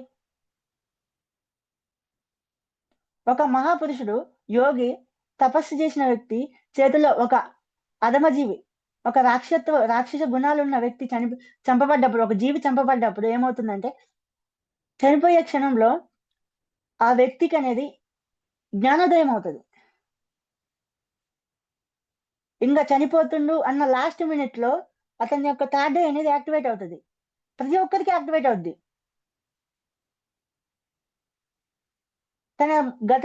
తన జీవితం అంతా ఒక ఫ్లాష్ లాగా తిరుగుతుంది చనిపోయే ఆ క్షణంలో. ఆ తిరిగే టైంలో అక్కడ అవతార పురుషుడు ఉన్నప్పుడు ఏం జరుగుతుంది అంటే అతని చేతుల్లో చనిపోయేటప్పుడు అతను హై వైబ్రేషన్ లో ఉంటాడు.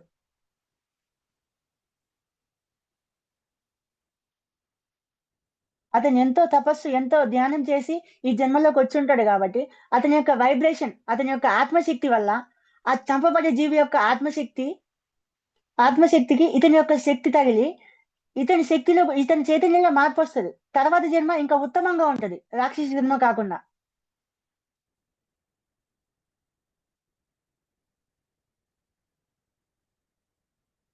ఇప్పుడు మనం ఇంట్లో పెంపుడు జంతువులను పెంచుకుంటాము.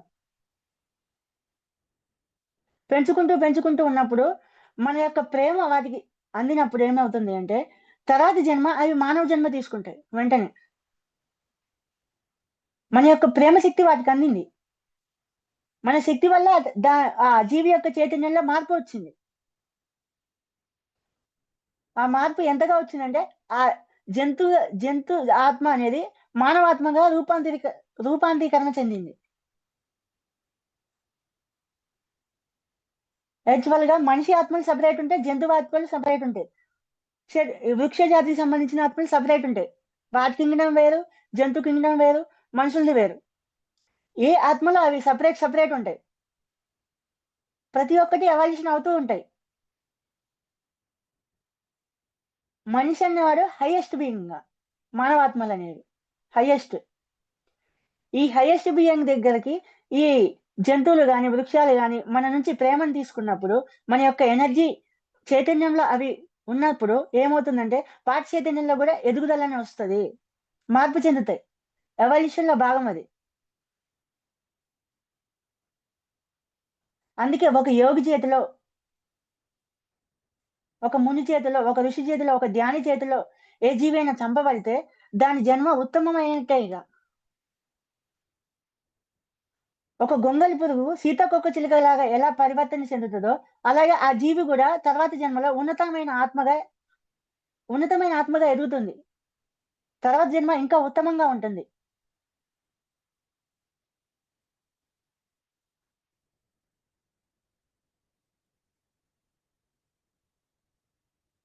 మనం ఫలితాన్ని ఎప్పటిదాకైతే ఎక్స్పెక్టేషన్ చేయకుండా, ఫలితం మీద ఎక్స్పెక్టేషన్ లేకుండా పనులు చేస్తామో అది కర్మను సృష్టించదు ఎప్పటికీ కూడా. ఎటువంటి ఉద్వేగానికి లోను కాకుండా, ఏ ఎగ్జైట్మెంట్ కి లోను కాకుండా మనం ఆ పని చేస్తే అది కర్మ అవ్వదు.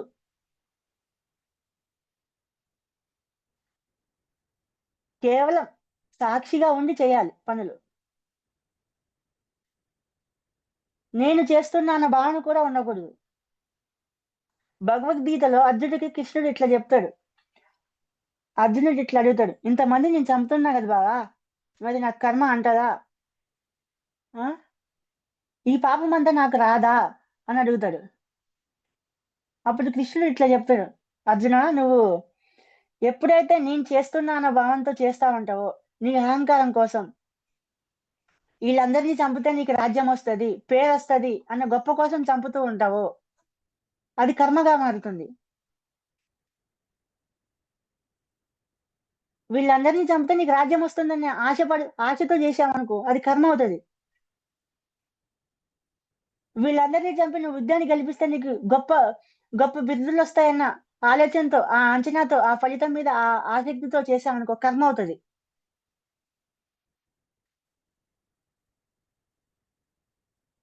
యుద్ధం ధర్మం కోసం చేయాలి.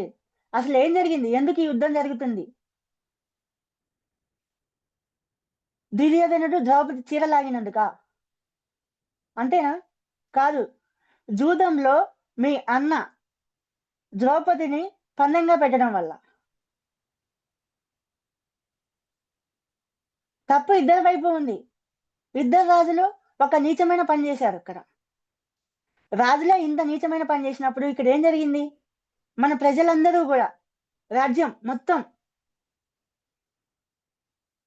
ప్రతి ఒక్కరు కూడా వాళ్ళ పిల్లల్ని పందెంలో పెట్టడం స్టార్ట్ చేశారు. పిల్లల మీద పందాలు వేయటం, జూదం ఆడడం స్టార్ట్ చేయడం జరిగింది. అది ఎంత తీవ్ర స్థాయికి వెళ్ళిందంటే, కనీసం నేను మా అన్న బలరాముడు కూడా దాన్ని ఆపలేకపోయాం. నా ద్వారకలో అంటే ఏదో ఒకటి చేసి కొంచెం ఆపగలిగాం కానీ, ఈ భూ ప్రపంచం మొత్తం ఎట్లా మార్చాలి? ప్రతి ఒక్కరు మిమ్మల్ని ఆదర్శంగా తీసుకున్నారు ఇక్కడ. ఒక రాజు ఇట్లా చేసినప్పుడు తన ప్రజలు కూడా అట్లనే ఫాలో అవుతారు కదా. మా అన్న బలరాముడు వెళ్ళి, ఎందుకు ఇట్లా చేస్తున్నావు అంటే, వెళ్ళి మీ బామ్మర్దిని అడుగు, జూదంలో పెట్టిండు కదా ద్రౌపదిని, ఆయన పెడితే తప్పు లేదు, నేను పెడితే తప్పు వచ్చిందా అని అడిగిండు. ఆ స్థాయికి వెళ్ళింది. ధర్మం గతి తప్పింది ఇక్కడ. ఆ ధర్మాన్ని సరి చేయాలి. ఇప్పుడు తప్పు చేసిన వాడికి శిక్ష పడాలి. ఆ ధర్మ పరివర్తన కోసం, ఆ ధర్మం కోసం నువ్వు యుద్ధం చేయి. అంతేగాని ఈ యుద్ధంలో గెలిస్తే నీకు రాజ్యం వస్తుంది, నీ రాజ్యం తీసుకున్నందుకు కాదు అక్కడ యుద్ధం జరిగేది.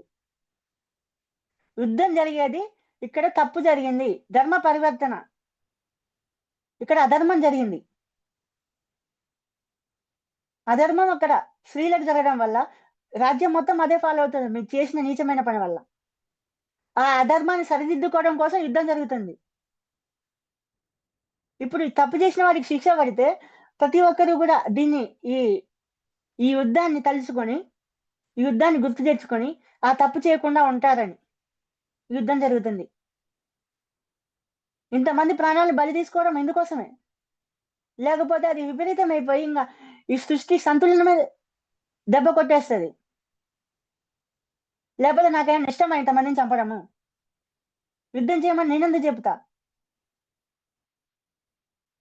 మొత్తం భూ ప్రపంచమే నాశనమయ్యే స్థితిలో ఉంది, అందుకే యుద్ధం అనివార్యం అయిపోయింది. కాబట్టి ధర్మం కోసం యుద్ధం చేయి అని చెప్పడం జరిగింది.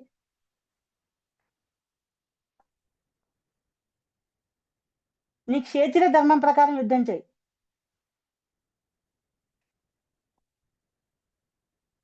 మళ్ళీ ఆత్మ ప్రణాళిక అని ఒకటి ఉంటది. ఆత్మ ఏం చేస్తుందంటే తన పరిణితిలో, అంటే తన ఆత్మ పరిణితి కోసం, ఆత్మ ఎదుగుదల కోసం, తన చైతన్యాన్ని విస్తరింపజేయడం కోసం కొన్ని సంఘటనలను ముందుగానే ప్లాన్ చేసుకొని వస్తుంది. వాటిని ప్రీ బర్త్ ప్లానింగ్ అంటారు. ఆ ప్రణాళికలో భాగంగానే జీవితంలో కష్టాలొస్తాయి. ఆ కష్టాలని ఆత్మ ఎంచుకుంటది.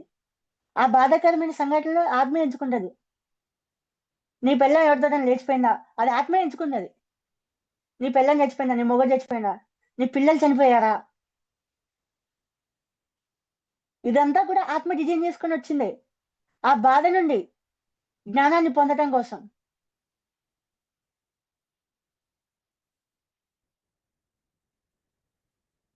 నా పిల్లలు చనిపోతే అందులో నుంచి నేనే జ్ఞానం పొందుతాను. నా భర్త చనిపోతే అందులో నుంచి నేనే ఆత్మ జ్ఞానాన్ని పొందుతాను అని డౌటొస్తది మీకు. అసలు అవి ఎందుకు డిజైన్ చేసుకుంటాము అంటే, అటువంటి కరమైన సంఘటనలు వచ్చినప్పుడు ఏం చేస్తామంటే, మన ఆలోచన అనేది ఆధ్యాత్మికత వైపు వెళ్తది. మెడిటేషన్ వైపు. మహాభారతంలో కుంతిదేవి శ్రీకృష్ణుని ఇట్లా అడుగుద్ది. కృష్ణుడు కుంతిదేవికి ఒక వరం ఇద్దాం అనుకుంటాడు. మేనత్త కదా అత్త, అది నేను అందరికి అన్ని ఇస్తూ ఉంటాను. నువ్వు కూడా ఏదైనా కోరుకో నీకు ఇస్తాను. నా దగ్గర లేనిదంటూ లేదు. నీకేది కావాలో చెప్పు అది ఇస్తానంటాడు. నాకు కష్టాలనివ్వు అని అడుగుతాడు. కష్టాలు ఎందుకత్తమ్మా అని కృష్ణుడు అడుగుతాడు. ఆ కష్టాలుంటేనే నేనెప్పుడు భగవంతునికి దగ్గరగా ఉంటాను. నేను ఎప్పుడు సుఖంగా ఉంటే, సుఖమయ జీవితం ఉంటే భగవంతుడిని మర్చిపోతాను నేను. అసలు ధ్యానం చేయను, తపస్సు చేయను. లైఫ్ హ్యాపీగా ఉందని ఇంగ హ్యాపీగా కూర్చొని తినడం, ఎంజాయ్ చేయడం ఇదే పని చేస్తా ఉంటాను. విలాసవంతమైన జీవితం నాకొద్దు. కష్టాలు ఉన్నప్పుడే నేను దేవుడికి దగ్గరగా ఉండగలుగుతాను అని చెప్తది. మన ఆత్మ అందుకోసమే కష్టాలను ఎంచుకుంటది. ఆ బాధాకరమైన దుఃఖం వచ్చినప్పుడు మనం రియలైజేషన్ అవుతాం. ఇలా ఎందుకు జరిగింది? నా జీవితంలో ఎందుకు జరిగింది? అన్న క్వెషన్ వస్తది. ఆ క్వెషన్ నుంచి ఆన్సర్ రావడానికి ఎంతో మందిని క్వెషన్ ఏస్తా ఉంటాం గురువులను. అప్పుడు ఒక మంచి గురువు మనకు తగిలినప్పుడు ధ్యానం చేయమ్మా నీకు తెలుస్తది అంటాడు. మనం ధ్యానం చేస్తాం. ధ్యానం చేసి ఎవరైతే మన జీవితం నుంచి వెళ్ళిపోయారో వాళ్ళని ఆ ఆత్మని కలుస్తాం. ఎందుకురా వెళ్ళిపోయినావు అంటే, ఇది నా డిజైన్. ఇది నా ఇష్టం అని చెప్తాడు. మొత్తం ఆత్మ గురించి, జీవితం గురించి, ఆత్మ పాఠాలు, భూమి మీద మనిషి ఎందుకు జన్మనిస్తారు, అవన్నీ చెప్పడం జరుగుతది. అప్పుడు మనకి జ్ఞానోదయం అవుతది. ఆ విధంగా మనం ఆధ్యాత్మికంలోకి వస్తాము. ఎన్‌లైట్‌మెంట్ పొందుతాము. ఇవన్నీ కూడా ఆత్మ ప్రణాళికలో భాగాలే. కర్మలు కాదు. కర్మ అంటే శిక్ష కాదు. అవి జస్ట్ ఆత్మ ప్లాన్ చేసుకున్నవే.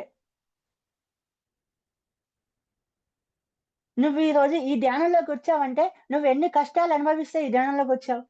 జీవితంలో ఎన్నో ఒడిదుడుకులను ఎదుర్కొనొచ్చినావు ఇక్కడికి. ఇంత గొప్ప అవకాశం వచ్చింది ఇప్పుడు నీకు ఆత్మజ్ఞానాన్ని పొందేంత అవకాశం.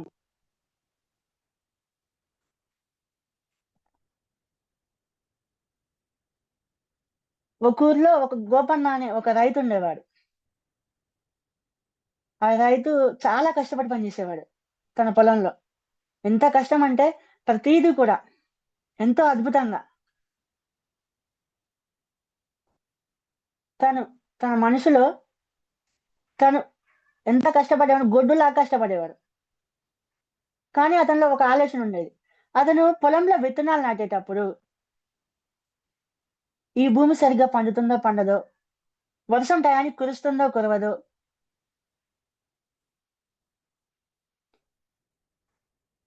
నా పక్క పొలం రైతుకు వచ్చినంత పంట దిగుబడి నాకొస్తుందో రాదో అన్న ఆలోచనతో విత్తనాలు నాటుతూ ఉంటాడు. అతను భూమిలో కేవలం ఆ భౌతిక విత్తనాలను మాత్రమే నాటట్లేదు. అతను ఆ విత్తనాల్లో నెగెటివ్ వైబ్రేషన్‌ని ఆ భూమి లోపలికి పంపిస్తున్నాడు.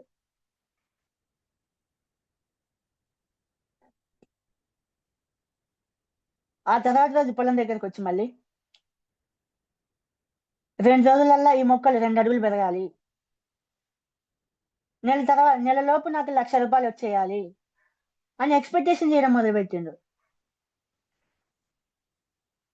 ఎప్పుడైతే ఈ ఎక్స్పెక్టేషన్ చేసిండో అప్పటి నుంచి ఇంకా నెగిటివ్ ఆలోచనలు ఎక్కువగా రావడం మొదలైనవి. ఒకరోజు వర్షం కొంచెం ఆలస్యమైంది. ఆలస్యం అయ్యేసరికి అతని అంచనా తప్పింది. అతని ఎక్స్పెక్టేషన్ రీచ్ అవ్వలేదు. అప్పుడు చాలా ఆందోళనకు గురైండు. ఆందోళనకు గురైపోయి చాలా బాధపడిండు. చాలా కోపానికి, దుఃఖానికి గురైపోయిండు. అది వెంటనే కర్మగా రూపాంతరీకరణ చెంది మొత్తం ఆ చుట్టుపక్కల ఉన్న ఎప్పుడైతే మనం మన యొక్క ఫీలింగ్స్ అనేవి క్వాంటమ్ ఫిజిక్స్ ప్రకారము మన మన ఫీలింగ్స్, మన భావోద్వేగాలు చుట్టూ ఉన్న వాతావరణం యొక్క ఎనర్జీని ప్రభావితం చేస్తాయి అని క్వాంటమ్ ఫిజిక్స్ లో ఉంటది. అలాగా అతనిలో వచ్చినటువంటి ఆ భావోద్వేగాలు అనేవి అతని మొక్కల యొక్క పెరుగుదల మీద ప్రభావం చూపించేసింది.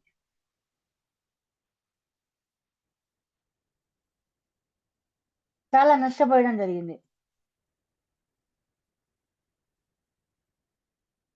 ఆ ఊర్లోనే సోమన్న అనే ఇంకో రైతు ఉండేవాడు.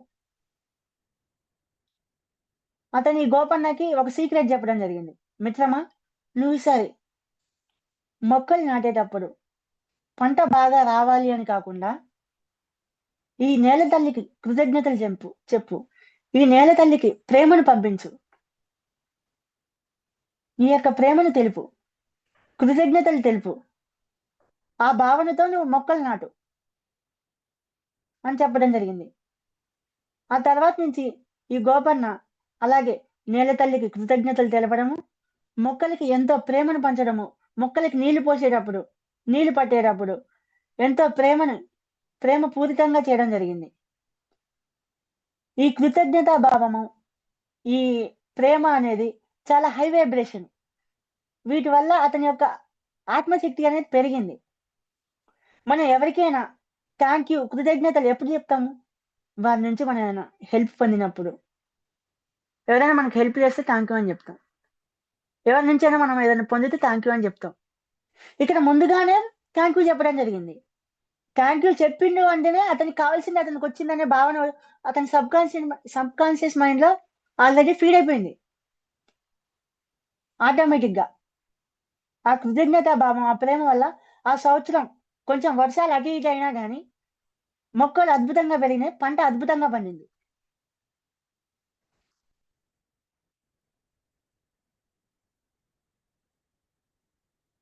ఈ విధంగా మన ఆలోచనలు అనేవి మన కర్మను సృష్టిస్తూ ఉంటాయి. ఎప్పుడు ఎక్స్పెక్టేషన్ పెట్టకూడదు.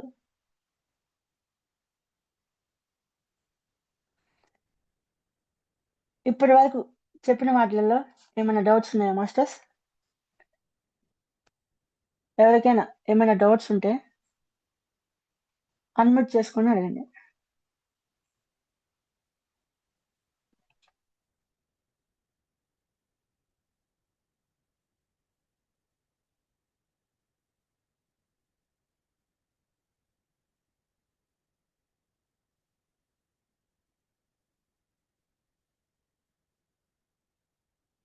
ఎవరికేం డౌట్స్ లేవా?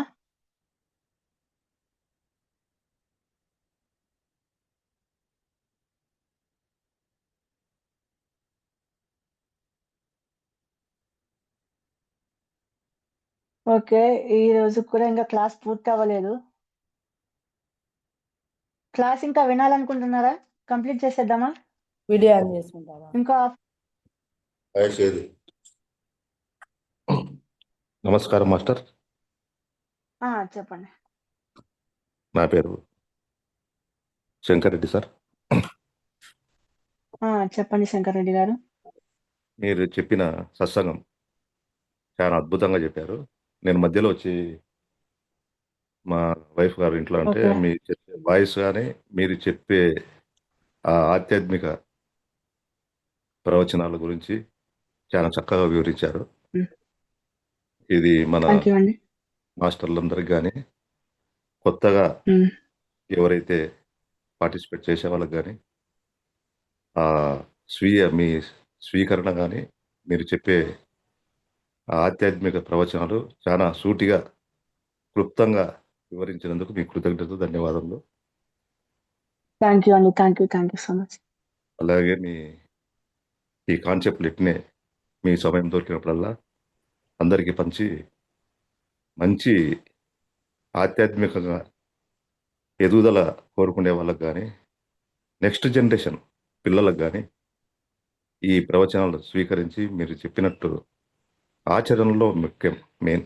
నేను పదే పదే అనుకుంటుంటాను, వినడం కాదు, పత్రిక ఎన్నో మాటలు ఉమ్, తట్టడిసి ఏం మిస్టర్ ఉమ్, సమాచారం అంటే చెప్పాలా సార్ అంటాను ఆయనతో. చెప్పాలంటే నన్ను ఉమ్, నవ్వుతాను. గురువు గారులకు అట్లా ఓకే. పేదవాళ్ళు అట్లా గడకూడదు, మనలో ఉండేది భావనలు తనకు చెప్పాలి కానీ మీరే చెప్పాలి సార్ అనేది అంటే మనకు తెలియక నేను ఎన్నో మాటలు ఉమ్, సార్ పోయినప్పుడల్లా అదొక్కటి నోట్లోకి ఆయన ముఖం చూడడం అడగడం ఏం ఉమ్, సమాచారం, ఏం మాస్టర్, ఏం విషయాలు చెప్పు, అట్లా ఎన్నో మాటలు ఈ గురువు గారు అనడం వల్ల మనలోంచి ఆ నెగిటివ్ థాట్ పోయి ఉమ్, పాజిటివ్ అనేది ఎప్పుడైతే ఉమ్, మనం ఆ ఆచరణలో పెట్టగలుగుతామో పూర్తి ఉమ్, ధ్యాసతో మాట్లాడగలుగుతాం గురువు గారితో. అలాంటి ఓకే. ఎన్నో సందర్భాలలో మంచి విషయాలు నేర్చుకోవడం జరిగింది. మీరు అన్నట్లు పుస్తకాలు స్వాధ్యాయం జరగడం, సత్సంగం వినడం, ధ్యానంలో భాగంగా మనం ఆచరణలో పెట్టడం వల్ల మన కుటుంబం నుంచి మనం చేసే సర్వీస్లో కానీ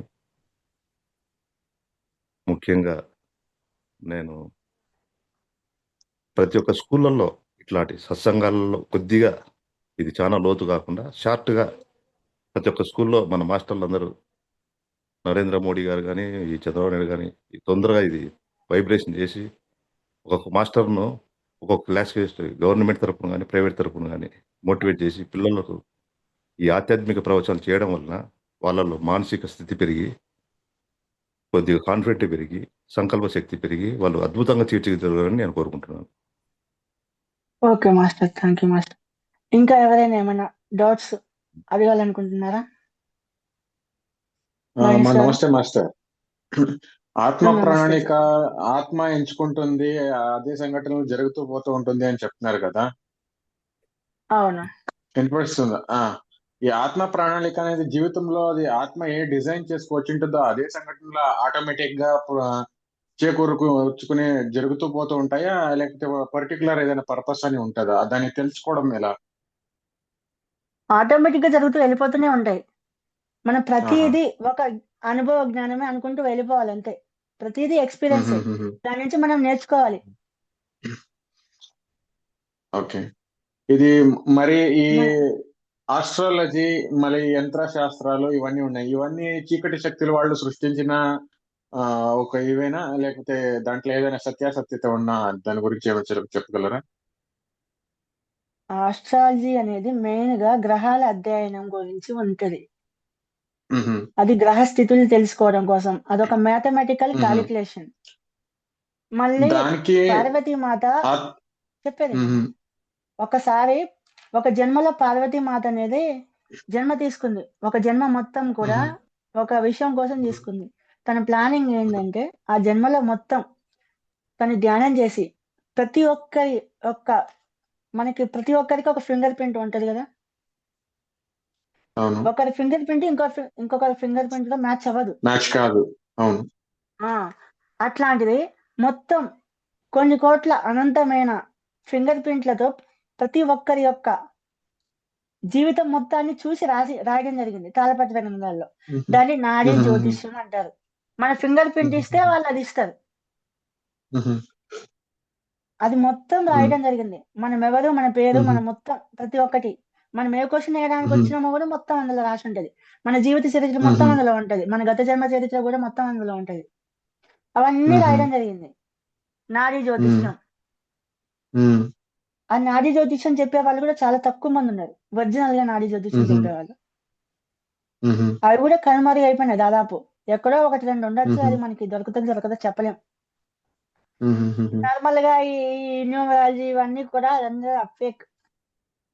మ్హూ. ప్రతి దానికి ఒక వైబ్రేషన్ ఉంటది. కాకపోతే ఆహా. కొంతవరకే. అదే మన మ్హూ. జీవితాన్ని సాధిస్తది, ఉన్నది ఉన్నట్టు జరుగుద్ది అనేది కరెక్ట్ కాదు.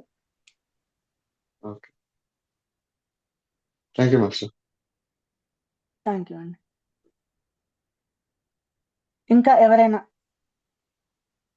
డౌట్స్ అడగాలనుకుంటే అడగండి.